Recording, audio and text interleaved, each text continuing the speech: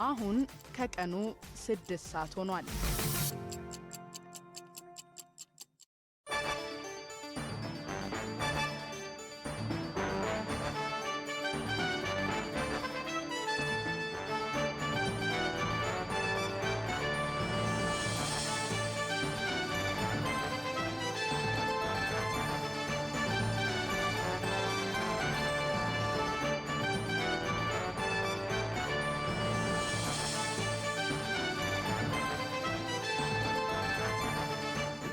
ሰላም ጤና ይስጥልኝ እንደምን ውላችኋል የተከበራችሁ አድማጮቻችን ከትርታ 97.6 ኤፍኤም የአርብ ጥቅምት 7 ቀን 2018 6:00 የዜና ሰዓታችን አሁን ጀምሯል። ከሀገር ውስጥና ከባህር ማዶ የተሰሙ ዋና ዋና ዜናዎች ዝርዝር ዘገባ ጨምሮ የቢዝነስ መረጃዎችና ስፖርታዊ ጉዳዮችንም የምናስደምጣችሁ ይሆናል። ንጉሱ በሪሁን የዕለቱን የትርታ 6:00 የዜና ሰዓት በመምራት ዳዊት ተፈራ ደግሞ ቴክኒኩን በጥራት በመቆጣጠር አብረናቸው የጋራ ቆይታ እናደርጋለን። 011-6ን በማስቀደም በ68 46 22 እንዲሁም በ66 35 82 ላይ ሐሳብ አስተያየቶቻችሁን ልታደርሱን ትችላላችሁ። የዕለቱን የትርታ 6:00 የዜና ሰዓት የምንጀምረው ከሀገር ውስጥ በተሰሙ ዋና ዋና ጉዳዮች ይሆናል።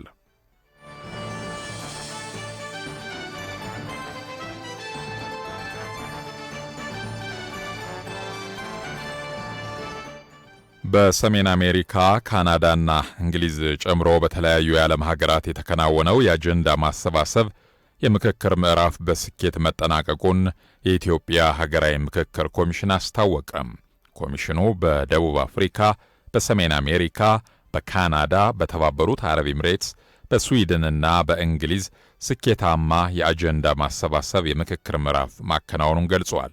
የኮሚሽኑ ቃል አቀባይ አቶ ጥበቡ ታደሰ በሰጡት መግለጫ በስድስቱ ሀገራት የሚኖሩ ኢትዮጵያውያንና ትውልደ ኢትዮጵያውያን ያለምንም ገደብ በነጻነት ሐሳባቸውን ስለመግለጻቸው ተናግረዋል። ከዲያስፖራው የማህበረሰብ ክፍል በርካታ ጥያቄዎች ተነስተዋል ያሉ ሲሆን የተለየ አቋም ያላቸው ዜጎችም የተሳተፉበት ሂደት እንደነበር ገልጸዋል። ተሳታፊዎች ሀገራዊ መግባባት ሊደረስባቸው ይገባል ያሏቸውን አጀንዳዎች ለኮሚሽኑ ማቅረባቸውንም ቃል አቀባዩ አስታውቀዋል። አሁንም በምክክር ሂደቱ ያልተሳተፉ የዳያስፖራ ማህበረሰብ አባላት በበይነ መረብ የመሳተፍ አማራጭ እንዳላቸው ጠቁመዋል። በትግራይ ክልል አሁንም ምክክር ለማካሄድ አስቻይ ሁኔታዎች ለመፍጠር ስራዎች እየተሰሩ እንደሚገኝ በመግለጫው ተመላክቷል።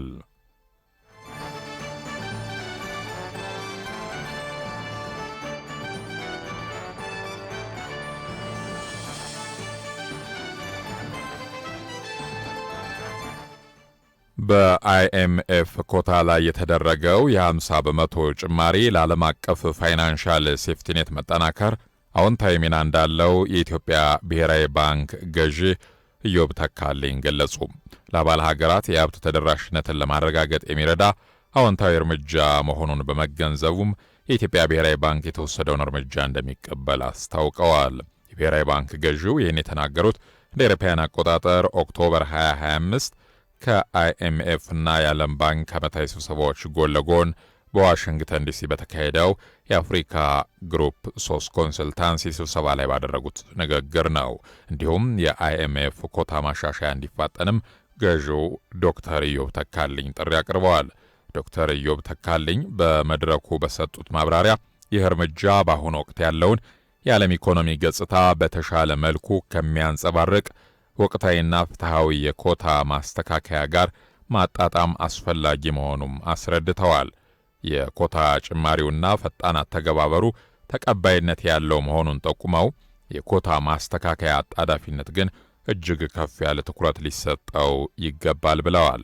ኢትዮጵያን ጨምሮ ለብዙ የአፍሪካ ሀገራት ኢኮኖሚ አይኤምኤፍ ከዓለም አቀፍ የፋይናንስ ሴፍቲኔት ውስጥ አስተማማኝ የሆነ አጋር መሆኑንና በኮታ ማሻሻያዎች ላይ የሚደረጉ መዘግየቶች ግን እነዚህ ሀገራት በዓለም አቀፍ ደረጃ ያሉ አስተማማኝ ያልሆኑ ሁኔታዎችን ለመወጣት የሚያስፈልጋቸውን ድጋፍ ሳያገኙ እንዲቀሩ እንደሚያደርጋቸው አስረድተዋል።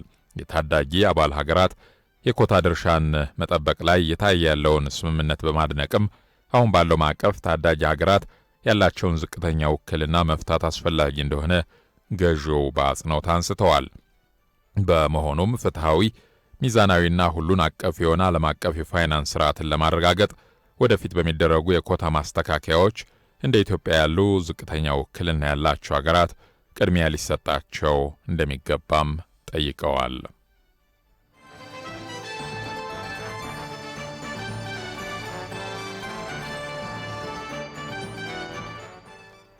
ዓለም አቀፉ የፍልሰተኞች ድርጅት በምህፃሩ IOM በኢትዮጵያ ጠንካራ የፍልሰት አስተዳደር ለመዘርጋት ደህንነቱ የተጠበቀ ፍልሰትን ለማበረታታትና ተፈናቃዮችን ለመደገፍ እንዲያስችል ያዘጋጀውን የ5 ዓመት ስትራቴጂክ እቅድ ይፋ አድርጓል። በመርሃ ግብሩ ላይ የተገኙት የሴቶችና ማህበራዊ ጉዳይ ሚኒስትር ዴታ ሁሪያ አሊ በተለያዩ ገፊና ሳቢ ምክንያቶች በርካታ ቁጥር ያላቸው ዜጎች መደበኛ ባልሆነ መንገድ እየተንቀሳቀሱ መሆኑን ተናግረዋል። ኢትዮጵያ መደበኛ ያልሆኑ ፍልሰት መነሻ መተላለፊያና መዳረሻ ሀገር በመሆኗ ከፍልሰት ጋር በተያያዘ ዘርፈ ብዙ ተግዳሮቶችን እየተጋፈጠች እንደምትገኝ አንስተዋል። መደበኛ ያልሆነ ፍልሰት ዜጎችን ለበርካታ ጉዳቶች እየዳረጋቸው ይገኛል ያሉት ሚኒስትር ዴታዋ ሚኒስቴሩ ችግሩን ለመከላከልና ዘላቂ መፍትሄ ለማበጀት ከተለያዩ ባለድርሻ አካላት ጋር እየተሰራ መሆኑን ገልጸዋል። ይፋ የተደረገው ስትራቴጂክ እቅድም መንግስት በዘርፉ ካስቀመጠው የ10 ዓመት እቅድ ጋር የሚጣጣምና ቀደም ሲልም በቅንጅት የሚሰሩ ተግባራትን የበለጠ ለማጠናከር የጎላ ሚና እንዳለው ጠቁመዋል። ለውጤታማ ትግበራም ሚኒስቴሩ በጋራ እንደሚሰራና የድርሻውን እንደሚወጣ አስታውቀዋል። የዓለም አቀፉ የፍልሰተኞች ድርጅት የኢትዮጵያ ተወካይ አቢባቶ ዋኔ የፍልሰተኞች ጉዳይ በዓለም አቀፍ ደረጃ አሳሳቢ የሆነ በመምጣቱ ችግሩን ለመቅረፍ ከኢትዮጵያ መንግስት ጋር በትብብር እየሰራ መሆኑን ጠቅሰው ስትራቴጂክ እቅዱ ይፋ መደረጉም የዚሁ ጥረት ማሳያ መሆኑን ተናግረዋል። ስትራቴጂክ እቅዱ በዋነኝነት በፍልሰት ላይ የሚገኙ ዜጎች ጥበቃና ሕይወት አድን ድጋፎችን ማድረግ፣ ከመኖሪያቸው የተፈናቀሉ ወገኖችን ለማቋቋምና ወደ ቀያቸው ለመመለስ እንዲሁም መደበኛ የሆነ የፍልሰት ስርዓትን በማበረታታት መደበኛ ያልሆነ ፍልሰትን መከላከል ላይ ያተኮረ ፍኖተ ካርታ መሆኑን ገልጸዋል።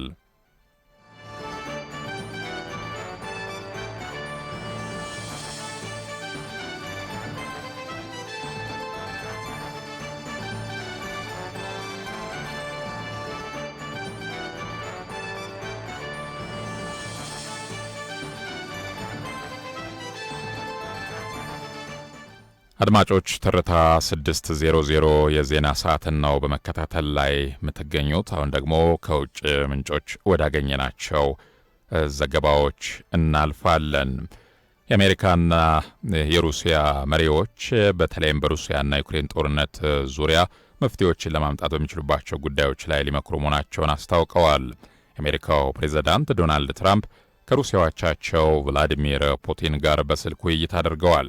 በስልክ ባደረጉት ውይይትም መሪዎቹ በቅርቡ በሃንጋሪ ቡዳፔስት እንደሚገናኙ መግባባት ላይ ደርሰዋል። በቡዳፔስት የሚገናኙበት ጊዜ ግን አለመገለጹ ነው የተነገረው። የሁለቱ ሀገራት ከፍተኛ ልዑካን ቡድንም አስቀድመው ከሰሞኑ የጋራ ውይይት እንደሚያደርጉ ተገልጿል። የአሜሪካ የውጭ ጉዳይ ሚኒስትር ማርክ ሩቢዮም ሁኔታውን ተስፋ ሰጪ ማለታቸው ተዘግቧል።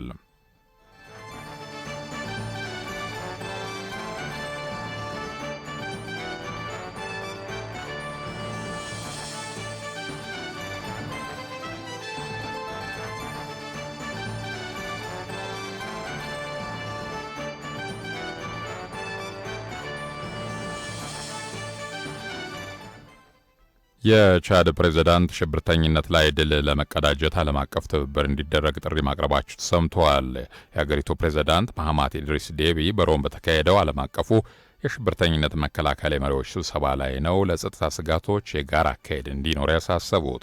ፕሬዝዳንቱ የአክራሪነት መንስኤዎችን ለመቅረፍ ልማትን ከጸጥታ ስትራቴጂዎች ጋር ማዋሃድ አስፈላጊ መሆኑን አበክረው ገልጸዋል። ይህን ለማሳካት ቻድ ኮኔክሽን 2030 የተሰኘውን ብሔራዊ የልማት እቅድ ያቀረቡት መሐማት የፕሮጀክት የተረጋጋና ሁሉንና አቀፍ የወደፊት ህይወትን ለመገንባት ትልቅ አስተዋጽኦ አለው ማለታቸው ተዘግቧል።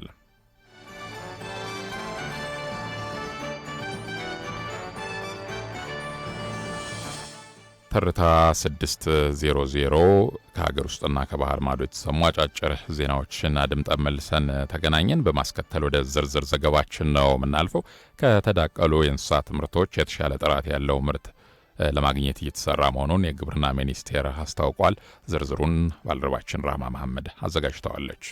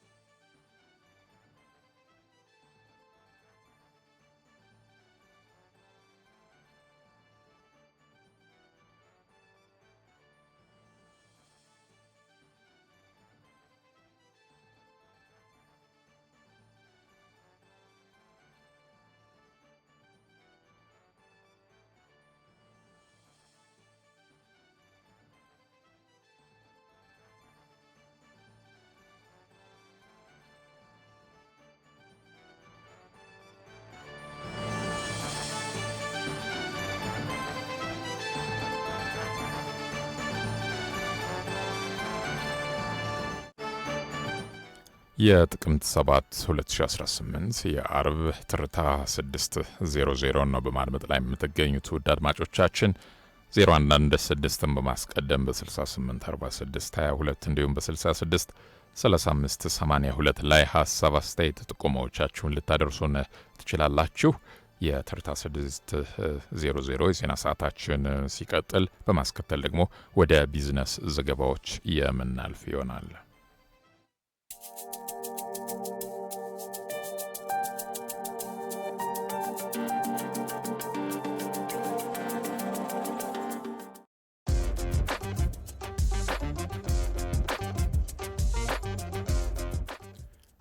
ኢትዮ ቴሌኮም ዘኔክሰስ የተሰኘ አዲስ ምርት አስተዋውቋል። አዲሶቹ የሞባይል ቀፎዎች፣ ታብሌትና የስራ ጣቢያዎች ምርቶችን ነው በይፋ የተዋወቁት። ኢትዮ ቴሌኮም ዋና ስራ አስፈጻሚ ወይዘሮት ፍሬህይወት ታምሩ ይፋ የሆነው አዲሱ ምርት ኢትዮጵያ ወደ ዲጂታል ዓለም እንድትቀላቀል የማድረግ ሂደት አንዱ አካል እንደሆነ ገልጸዋል። ዘኔክሰስ የሚል ስያሜ የተሰጠው የኢትዮጵያ ምርቶች ከሀገር ውጭ አገልግሎት መስጠት እንዲችሉ በማለም ነው ብለዋል። የገጠሩን የማህበረሰብ አካታች ያደረጉ ናቸው ያሉት ስራ አስፈጻሚዋ ያለ ልዩነት ሁሉንም የማህበረሰብ ክፍል ተደራሽ የሚያደርግ የቴክኖሎጂ ውጤት መሆኑን አስረድተዋል። ምርቶቹ የከተማዋን ማህበረሰብ ብቻ ያማከለ ብቻ ሳይሆን የገጠሩ ማህበረሰብ አካታች ያደረገ እንደሆነ ገልጸዋል። ይፋ የሆነው ምርት ከወራት በፊት ይፋ የሆነው የኔክስት ሆራይዘን ስትራቴጂ አካል ነው ብለዋል። በ2028 ከ100 ሚሊዮን በላይ ደንበኞች ለማፍራት እቅድ መያዙን አስታውቀዋል ማለታቸውን የዘግበው ባልደረባችን አህመዲን ሸረፋ ነው።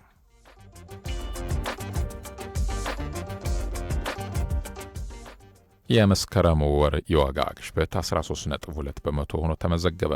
በኢትዮጵያ የመስከረም ወር ሀገር አቀፍ የዋጋ ግሽበት መጠን 13.2 በመቶ ሆኖ መመዝገቡን ነው የኢትዮጵያ ስታቲስቲክስ አገልግሎት ያስታወቀው። ይህ አጠቃላይ የዋጋ ግሽበት ካለፈው ነሐሴ ወር ጋር ሲነጻጸር መጠነኛ ቅናሽ ያሳየ ሲሆን በነሐሴ ወር 13.6 በመቶ ሆኖ ተመዝግቦ የነበረው መጠን በመስከረም ወር ወደ 13.2 በመቶ ዝቅ ብሏል። በመስከረም ወር ከተመዘገበው አጠቃላይ የዋጋ ግሽበት ውስጥ የምግብ ነክ ዕቃዎች ዋጋ ግሽበት 12.1 በመቶ ድርሻ ሲይዝ ምግብ ነክ ያልሆኑ ዕቃዎች ዋጋ ግሽበት ደግሞ 14.8 በመቶ ሆኖ መመዝገቡን የዘገበው ካፒታል ነው።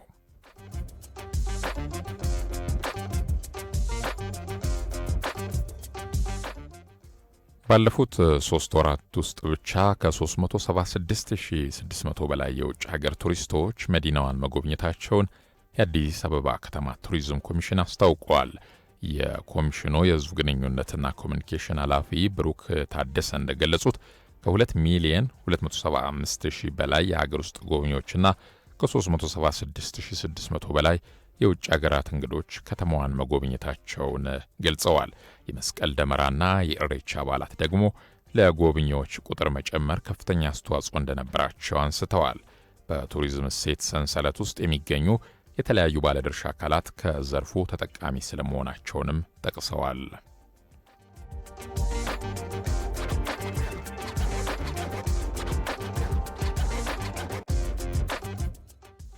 አድማጮች ከትርታ 600 የዜና ሰዓታችን የቢዝነስ ዘገባዎች የተከታተላችኋቸውን ይመስላሉ።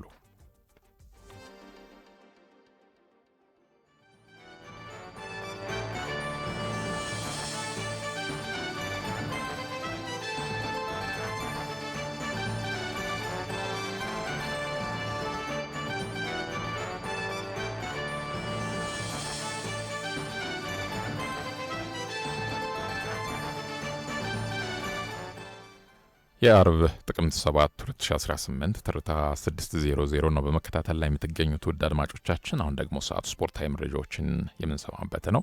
ባልደረባችን ቆንጅት ተሾመ እዚህ ስቱዲዮ ትገኛለች። ቆንጅት መቀጠል ትችላለች። አመሰግናለሁኝ አድማጮቻችን። እንዴት ዋላችሁ አድማጮቻችን? ንጉሱ አመሰግናለሁኝ። የሀገራዊ ስፖርት ዜናዎችን ስናስቀድም የኢትዮጵያ ሴቶች ብሔራዊ ቡድን የፊታችን ጥቅምት 12ና ጥቅምት 18 ቀን ከታንዛኒያ አቻው ጋራ ለአፍሪካ ዋንጫ ለ2026 የአፍሪካ ዋንጫ ለማለፍ ዝግጅቱን እያደረገ መሆኑን አስታውቋል። ቡድኑ በደርሶ መልስ ከታንዛኒያ ጋር በሚያደርገው ጨዋታ የሚያስመዘግበው ውጤት ለአፍሪካ ዋንጫ የሚያሳልፈው መሆኑ እርግጥ ሆኗል። ሁለቱንም ጨዋታ ከሜዳ ውጪ የመጀመሪያ ጨዋታውን ጥቅምት 12 ታንዛኒያ ዳሬ ሰላም ላይ ያደርጋል። ጥቅምት 18 ደግሞ በአዲስ አበባ የሚያደርግ ከመሆኑ አንጻር የተሻለ አድቫንቴጅ አለው ተብሎ ነው የሚታመነው።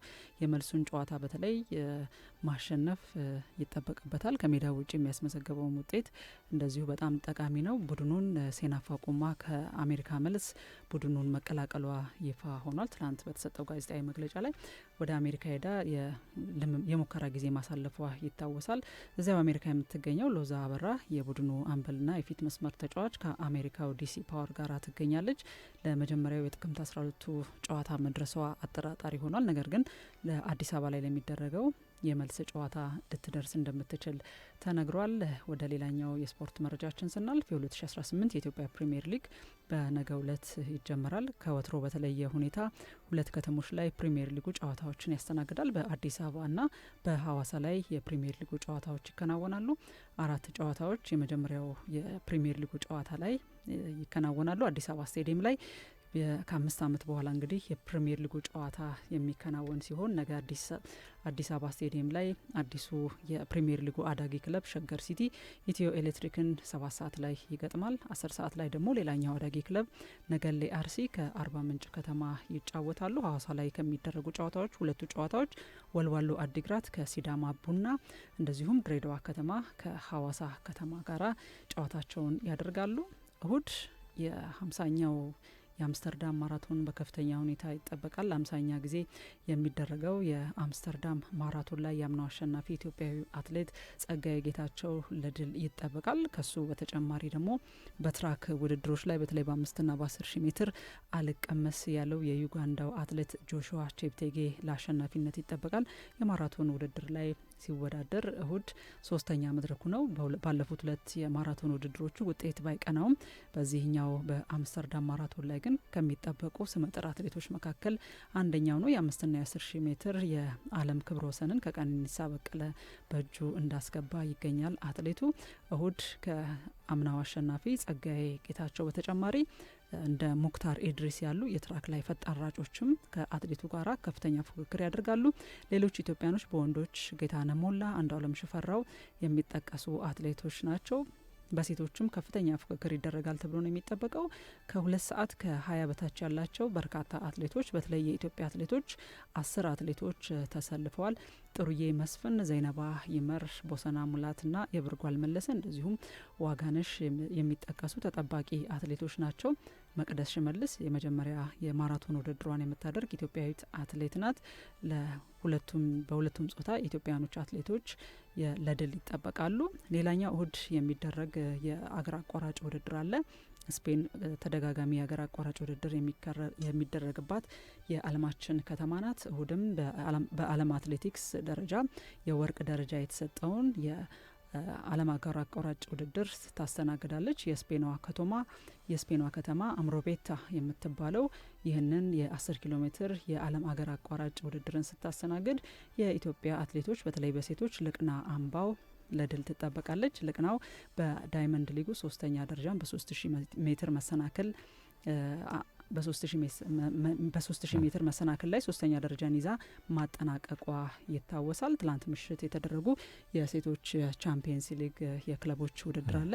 እሱን ውጤቱን ብቻ ገልጸን መረጃችንን እናበቃለን። ንጉሱ አርሰናል ከሜዳው ውጪ ቤኔፊካን 2-0 ያሸነፈበትን ውጤት አስመዝግቧል። አትሌቲኮ ማድሪድ በማንቸስተር 1-0 ሲሸነፍ፣ ባየር ሙኒክ ጁቬንቱስን 2-1፣ ፒኤስጂ ሪያል ማድሪድን በጣም ይጠበቅ የነበረ በቻምፒየንስ ሊጉ የሴቶች ክለቦች ውድድር ጨዋታ ነው። ፒኤስጂ ሪያል ማድሪድን 2-1 በሆነ ውጤት በሪያል ማድሪድ ተሸንፏል። ፒኤስጂ ይኸው ነው። አዎ እናመሰግናለን ቆንጅት ለስፖርታዊ መረጃዎች። አድማጮቻችን ለዛሬ ለአርብ ጥቅምት 7 2018 ወደ እናንተ ያደረስ ነው የትርታ 600 መሰናዷችን ይህን ይመስል ነበረ። ዜናዎችን በመምራት ንጉሱ በሪሁን፣ በቴክኒኩ ዳዊት ተፈራ፣ በስፖርታዊ መረጃዎች ቆንጅት ተሾመ አብረናችሁ ቆይታ አደረግን። ብሩህ ቀን ይሁንላችሁ።